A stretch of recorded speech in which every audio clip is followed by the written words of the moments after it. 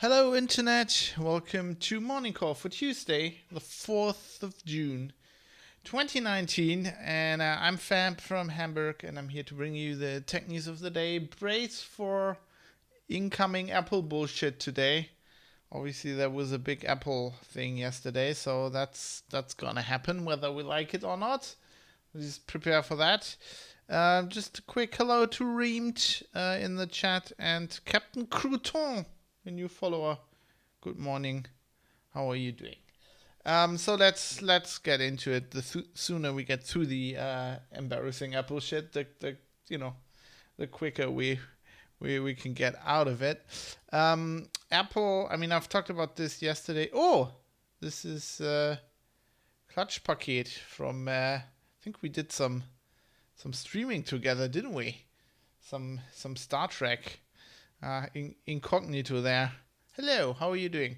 Anyway, yes. So I was talking yesterday about Apple, getting rid of iTunes. Looks like they have done that. What they basically said is they want to integrate iTunes functionality into macOS and iOS. So there will be apps called music, podcasts, and I think what's the other one? That's just the TV app. And updates for apps will be included over systems in the operating system. So if you have macOS, you can use that to manage your backups of apps and stuff, and app updates for your mobile devices. Now, what this leaves unanswered is what Apple will do on Windows. iTunes on Windows users managing their mobile devices from Apple, which is, the largest number of Apple mobile users. It's not the one Apple cares so much about because they're not in the ecosystem completely, but it is a almost overwhelming number, with Windows being by far the most used operating system on the PC. I mean, Apple is still not even 10% on there, I think. So they haven't said. It sounds like some people that were at the event are reporting that Apple will just keep iTunes on Windows as it is, which will probably mean less updates, maybe even no updates. Pretty much, they'll just leave it languishing. I'm not quite sure. I think they need a strategy for that. It's a bit weird that they haven't announced that at the event. It's typical Apple, very self-assured and a bit deluded, actually, not caring for the largest part of their user base there. It's a bit weird. Well, they have some changes they're bringing to the whole ecosystem, because they are changing iOS. The iPad will get its own operating system called iPadOS. So there will be iPadOS, macOS, and iOS, which is a shitty naming convention. They should really have renamed that iPhone OS then. I mean, there's a watchOS, there's an iPadOS, and now there's a macOS and iOS. Makes little sense, but that's the way it's gonna be. So basically, they're changing stuff on the iPad that is just a holdover from the smartphone, and that doesn't really work in the market they're positioning it at. Because I mean, the iPad, they're positioning that as you really don't need a laptop for a lot of things. So this operating system needs to do more than, the things that they're gonna get rid of is like how static the home screen is with the app icons, which really doesn't make any sense on an iPad. Doesn't use screen real estate properly. They're gonna have multitasking for more apps than just the Safari browser. Just stuff that brings it more in line with general tablet operating systems from other manufacturers. Also, some what I found interesting. You will be able to use it as like a second screen for your Mac and use it as an interface for the Mac, so you can use the stylus of Mac apps. That sounds pretty cool. And then some, just general changes to the operating system, some stuff like proper widgets and just better use of screen real estate, which generally makes sense. They have also updated the Watch OS. The Watch is now gonna be more separate from the iPhone. There will be a special app store just for Watch apps, and it can update its own apps without having to use the iPhone, which is interesting. I mean, some of the Apple's doing this. It's always this ridiculous shit they think like they proclaim as the most amazing features. I mean, there's like a period tracking app, which is like, everybody, even Fitbit has that. I mean, everything has that these days. Also, like the most amazing things, like the watch has a noise app that tells you if there's noise around more than 90 decibels. It's not using the cloud for it, Apple says. It's just measuring that locally. And I'm like, I mean, can't you tell that it's 90? I mean, if it's 90 decibels around you and you can't tell, it's maybe a bit too late to warn the user about impending hearing problems. I think the hearing problems in this case are already there. I mean, this is just ridiculous shit. The Ingolf says they just call some UI layers a different OS each time. Yes, they kind of do that. I mean, it's marketing for you. Yeah, I don't know. They are closer to convergence than anything Mark Shuttleworth, the self-proclaimed guru of convergence, have ever produced. So Apple has that going for it. The most amazing thing, of course, is the new Mac Pro. Actually, I'm wanted to look at that story. So new Mac Pro already dubbed the cheese grater, because from the front it does look like a big cheese grater. Starts at what, $6,000 roughly for the base configuration. And if you spec it, like The Verge did some calculations, if you fully spec it, it might be as expensive as $50,000. Yeah, that is 5 times more expensive than the most expensive car I ever bought. So, if you need that in your Mac Pro, then that's a whole nother version of luxury problems you're having. Yeah, Moldy Biscuitin says, what do you think about how Apple announced the price of their new monitor stand? That is actually the next thing I'm going to get to. I think the first time an Apple presenter at WWDC was ever booed. I mean, they can announce pretty much anything. Like Steve Jobs could have folded up and Moldy Apple and said, this is our newest product. It's called the iMoldy. And people would have applauded. Now, Apple has announced a very, very expensive 6K, what they have called a Retina display, 6K display, a Pro Display XDR, 32-inch, huge thing, costs $5,000. Now, that's the monitor, right? You'd think there's a stand included with that. No. For these, if you buy that for $5,000, and you can mount it on the wall with the Visa mount adapter. That's the cheap option. That's $200. And if you just want to put it plain old on your desk, like any other monitor, that's $1,000 for the stand. When Apple announced this, they were actually booed. I can actually, they've got some video on the Register story, so I guess I can play.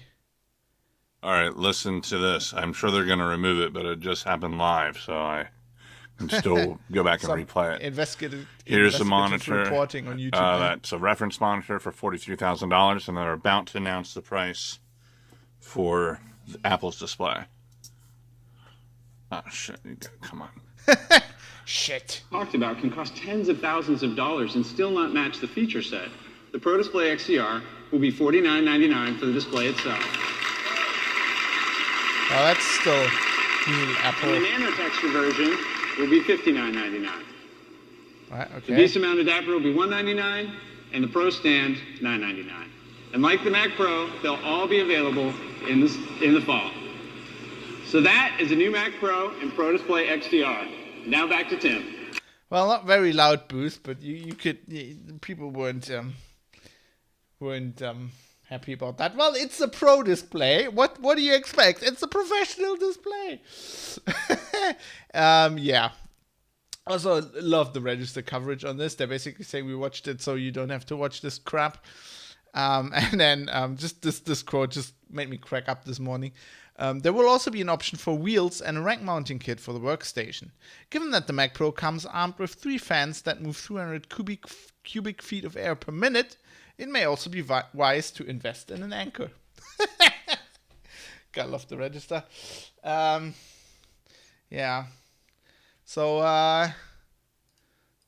that's Apple never fails to produce some snarky responses, which are well deserved. I mean, fucking $1,000 monitor stand. I mean, I have this huge.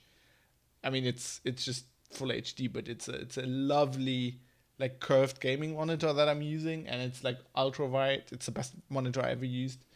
That was less expensive than that mic stand. Mic stand, monitor stand. Anyway, yeah, no, God beware. Apple released a mic stand that would cost $5,000, I'm guessing. Anyway, the Pro stand. Another great reporting on the Register. Of course, Huawei, the trade war going on, and I said yesterday that actually these standards organizations are letting Huawei back in after what looks like approval from the US government, and the Register on this saying IEEE says it may have gone about things the wrong Huawei, lifts ban after US government clearance. Reem says I'll wait for the DIY monitor stand videos. Yeah. Just take a piece of wood, put some nails in. Just nail the Visa stand to a piece of wood. I mean, that would save you a few $100s. You could probably even use oak, and it'll still be cheaper. Yeah, so they have the IEEE lets Huawei people participate in peer review again. So they're basically saying that we acted promptly. We wanted to protect our volunteers and members from potential legal risks, blah, blah, blah. We also engaged the US government to seek clarification on the extent to which these export control restrictions were applicable to IEEE activities. I'm pleased to report that the engagement was successful, and we have revised our guidance to remove any restrictions on the participation of employees of these companies and editors, blah, blah, blah, which is sensible. Anything else would have been crazy. Another impact on Huawei from the trade war. Reuters reporting that they are selling their undersea cable business to a Chinese company called Hengtong Optic Electric. I'm not quite sure how selling it to another Chinese company. I mean, it gets it gets rid of the risk for Huawei. I don't know if the other company, I mean, these cables are international things, so probably impacted by these restrictions. And, I don't know how the other company will deal with that. But I guess that's not Huawei problem anymore. Maybe they figure because, I mean, it seems like these export restrictions are not, like they are ostensibly aimed at China, but I mean, they're aiming a lot of them specifically at Huawei. It seems to be like they're like the high profile target. Maybe the other company thinks they can fly under the radar a little bit. I don't know. Trump, meanwhile, misunderstanding his trade war a bit or taking it too far. I don't know. He now wants people to boycott AT&T because AT&T, I don't know, on CNN, and CNN does some reporting Trump doesn't like. He tweeted, I believe that if people stopped using or subscribing to AT&T, they would be forced to make big changes at CNN, which is dying in the ratings anyway. It is so unfair with such bad fake news. Why wouldn't they act? When the world watches at CNN, it gets a false picture of USA. Sad. I love how he's tagging them as well. It's like, let's give him some more followers. Fuck. Trump, man. Gets weirder and weirder. It's just funny. In the Assange case, we have some news. The Swedish prosecutors are tried to get a court in Uppsala to get an arrest warrant for Assange.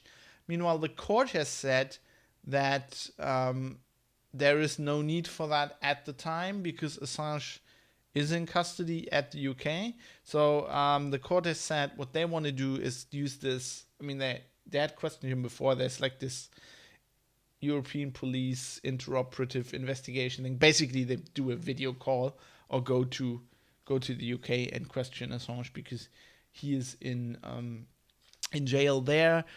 This is important because an arrest warrant would have been the first step to get an extradition going, which I guess Sweden can't do now at this point. The Swedish prosecutors said they do understand the judge's decision. They were faced with a hard decision there. In other news, very interesting, the U.S. Ministry of Justice, the DOJ said they don't intend to charge Assange with leaking CIA material, like the Vault 7 leaks, basically. So, and this is really interesting because they're saying they're not doing it because in a court case, they would have had to, to prove that Assange leaked information that was actually dangerous. They would have had to establish that the information was actually factual correct. So that would like open the CIA to having, I mean, this is classified material, and right now it's out there, but the CIA has never like said, okay, it's actually, is our material and it is factually correct. And they would have actually to, in discovery for that court case, actually have to say, these materials are actually valid. Stuff in there is true, so that they could then have legal claim against Assange for leaking them. Because if those materials aren't actual, if they're just made up material, then there's no legal case against leaking them. As well, there would probably be like fraud or something, but not the stuff they're charging him with. They still want to charge him with spying, but that was the stuff we talked about earlier. I talked about in episodes of this show that journalists look on very critically because it would impact investigative reporting probably. But at least he doesn't have this. They can't charge him. Obviously, they can't charge him with treason because he's not an American, and so they wouldn't charge him for these documents, which the CIA often doesn't do. So I'll keep an eye on all the stuff going with Assange, the Swedish case, and this one. The extradition is still going. I mean, they will charge him with something in the US if they can, but at least not with these leaking these materials. Bose owners are reporting that their $800 soundbars are crackling, and this is supposed to be due to a software update that Bose kind of borked. It looks like, but they haven't fixed it so far. Quoting the Register, one poor mite says, "Yesterday I was watching TV and I had to switch to my TV speakers. My TV speakers!" Yeah. The issue is blamed on firmware update 4.0.0, and so far the company seems unable to offer a way to roll back the update or a date for the actual fix. In the meantime, users are being asked to reboot to switch off Dolby 5.1 on their TV sound settings, turn on dialogue mode, and then off again via the app and adjust bass and treble. But some ungrateful punters are suggesting they didn't spend £800 on a speaker to muck about being lab rats for Bose, and politely opined that maybe the engineering department could fix it to offer a simple rollback procedure. Yeah. Reasonable stance, I think. Bloody expensive speakers. At a conference in Germany, the ex-CTO of NPM Inc., CJ Silverio, has announced an commons, kind of open JavaScript registry. So basically, open NPM, because she says she was let go at NPM, and she says they're not responsibly treating this power they have with, basically controlling all of JavaScript packages, all the JavaScript development these days, basically. Now this is the third such initiative, as the Register points out. Was a developer, Victor Bjelkolm, who created something called Open Registry. Of course, I talked about this GitHub's thing, the GitHub Package Registry, which serves, among other things, in a similar capacity for NPM. This thing's called Entropic. Silverio's thing's called Entropic. And it's interesting. So she says NPM Incorporated controls all JavaScript development because all JavaScript development proxies through it willingly. Yes. So going on, she says NPM does not love you. NPM cannot love you. NPM Inc. is a Delaware corporation founded as a financial instrument intended to turn money into more money for a handful of men. Yeah, make it a gender thing, because that'll help. I don't know. This is going to be distributed, which makes me think it's going to fail. It's open source on the Apache 2.0 license. Entropic is federated, Silverio explained. You can depend on packages from any other Entropic instance, and your home instance will mirror all your dependencies for you, so you remain self-sufficient. Which, sounds like a good idea. Go federated. To eliminate this dependency on one, on one vendor. Silverio argues that the coming decade will bring more federation, which distributes costs after years of consolidation and monolithic services. Which, in the last 20, 25 years of computing, pretty much after the dot-com bubble, a lot of people have said, in a lot of spaces of software development, but it has never worked out pretty much, because people tend to flock to centralized services. I personally think that's just how human brains work. I mean, and even open source projects like Linux distributions, even though they're not controlled, something like Debian, not controlled by a huge corporation or centralized instance, still has a centralized package repository. We'll we'll see how it works out. The makers of the GandCap ransomware have said that they have made $2 billion in 16 months of running that operation, averaging $2.5 million a week, and they're now calling it quits. It doesn't seem like they're releasing the keys. Some other ransomware developers have done that in the past, so users could then decrypt their stuff if they hadn't paid. But it's not sure if they're going to do that. They're a bit full of themselves. Quoting here from their announcement on Threadpost, we successfully cashed this money and legalized it in various spheres of white business. They posted, "We are leaving for a well-deserved retirement. We have proven that by doing evil deeds, retribution does not come. We proved that in a year you can earn money for a lifetime."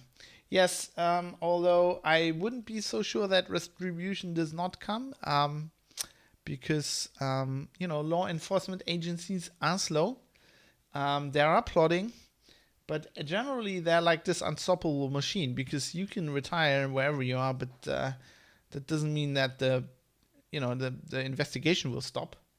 And maybe they only catch you in 10 years, but often they will catch you at some point, because even when you legitimize that money, you exchange that for real money.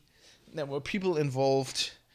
You can follow the money trail. You can arrest these people, and then sooner or later they'll usually tell the police what they know for a deal. And we'll see. Interesting though. These ransomware people, interesting. But looks like they made a surprisingly amount of money though.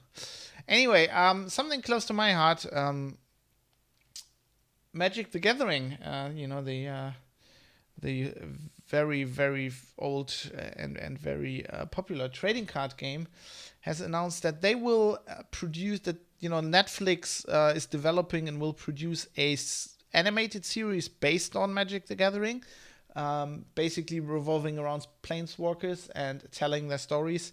It's been developed by the directors of Avengers Endgame, Joe and Anthony Russo, who by their own, one could also almost say admission, are Magic the Gathering players. I mean, this is not surprising. Somebody who recently got back into Magic the Gathering, I can tell you that, if you talk to people, even if they don't play actively, pretty much anybody between the years of 30 or 40, if they're a geek, has played Magic at some point or another.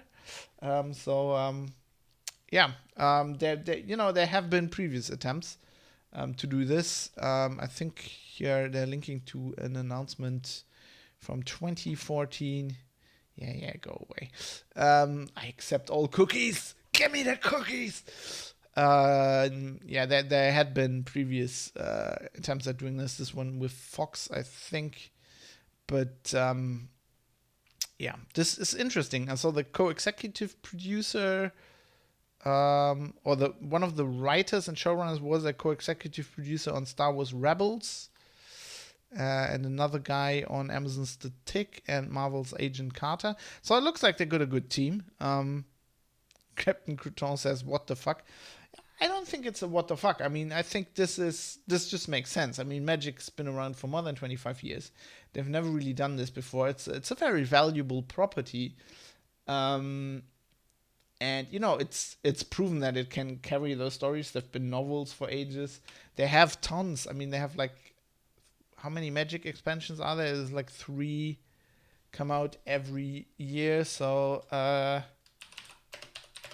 me just look this up. So War of the Spark is the current Magic the Gathering expansion, which is the 81st Magic expansion. So they got 81 expansions full of story to cover. This is interesting. So it's been produced by, so the animation will be done by Octopi Network and Bardell Studio. And Bardell Studio is it's done Rick and Morty, I think the Angry Birds stuff. Like if you go to their website, they definitely know what they're doing.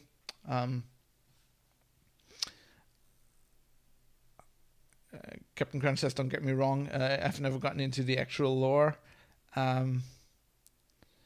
And I didn't know there's more than people are telling each other whilst playing. Well, there's a ton of lore for every Magic expansion. There is, they recently started with War of the Spark. They started doing books again. So there is a new book. For years, they just did stories on magicthegathering.com, mtgstory.com. There's like, if you want stuff to read for free, there's like years of stuff to read on there. It's pretty good. And I mean, you can tell pretty much by the art in the game that there is a well-developed world behind that. I mean, for years, for decades, it's, back in the day, it was just like random art basically on the cards. But now it's like they have guide books like for the artists for every bloody set. And, they're just not drawing just fantasy armor like for every set. They have like, okay, on this plane it looks like that and shit like that. They make a lot of stuff. Yeah, it looks quite cool. I'm interested. I mean, this could go horribly awry, but looks like they have some competent people on board, and might be interesting. So yeah, there's lots of stuff. If you need stuff to read, mtgstory.com, just go through there. They produce a lot of content. I didn't know this, but I got back into Magic, and they have like on their website, not only like fictional content, they have like daily articles like on the game from the designers of the game, from like people. It's they're running a pretty good operation on there. And one quick last story before I go here. If you like me, like Euro Truck Simulator, they have now GPS navigation voices, and one of them is Doc Cockle. No, not Doc Cottle from Battlestar Galactica. Doc Cockle, who you might not know that name, but he is the voice of Geralt of Rivia in the Witcher games, and I'll play you a little excerpt from what he sounds like as a GPS voice. So he has kind of like his normal voice. You're going too fast. No, that's Steve Roman. So he's got like his normal voice. Please mind the speed limit. Which, okay. Normal GPS voice. Keep left, and then continue straight on. I think this is a pay for DLC. Go straight on. But he also does a version where he basically Caution. Please mind the speed limit. Basically does Geralt. Stay right, and then turn right. Which sounds like this. You're going too fast. It's a bit Clint Eastwood as well. Get ready to turn left. Get 3 coffins ready. Sorry, 4 Turn coffins. left. It's pretty cool. I think I'm buying that. I love that game anyway, but It's all over now. I love that. That's like when you finish. when you pull in to where you have to, drop off your cargo. It's like, it's all over now. That sounds like you just ran over like a smart. It's just like, it's all over now. They're all dead. Yeah, I think this is great. Pretty cool. I think I'll be getting that. Anyway, that's it for me for today. That's all the tech news, and I think all the Apple news we can handle. At least it's gonna be quiet for a while, and giving you some time to save up for that $1,000 monitor stand. Anyway, I'll see you tomorrow with some more tech news, less Apple news, and hopefully more reasonable things. But I'm not sure. With Trump and the trade war going on, God, there's not much reasonable stuff going on. Anyway, have a good day. See you tomorrow, and may you always be top decking lethal. Goodbye.